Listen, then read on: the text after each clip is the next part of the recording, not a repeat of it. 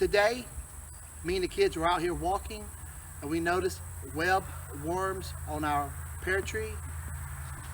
As you can see, the web worms have created a nest. I do want to point out that web worms are actually caterpillars. A moth lays eggs on the underside of a leaf and the eggs hatch a week later and then they make their own nest.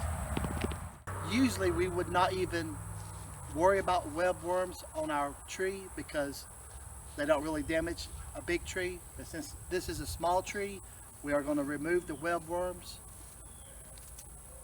We're just going to use a stick. Kids, you want to help me? Yeah, I'll get the worms.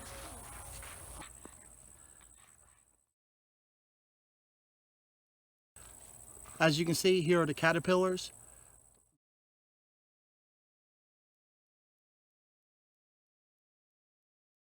I found these webworms in the tree. I got about 2. Now, Will, what did they turn into? Moss. Yes, they're pretty, aren't they? Mm-hmm. I'm trying to get them.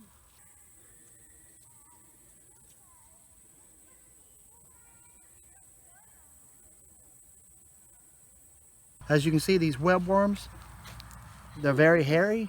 Did it end on my dad? Yeah. Do it again. Kids, you can always tell what a webworm is because they have 2 rows of black dots on the back. Do you see the black dots? Yep. So, yes, so Dad. Well, kids, was it fun? Yep.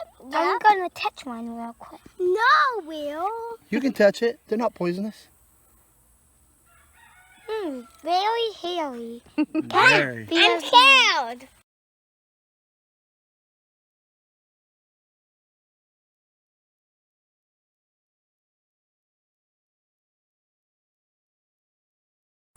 Once you remove the webbing, these caterpillars are defenseless.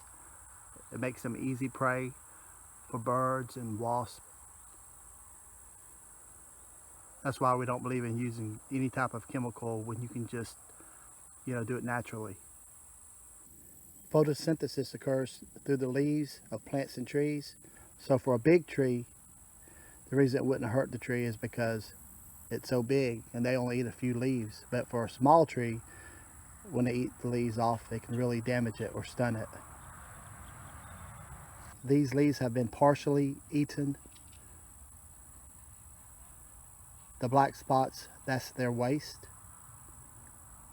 Here's the tree with all the web worms removed. Thanks for watching. Like and subscribe.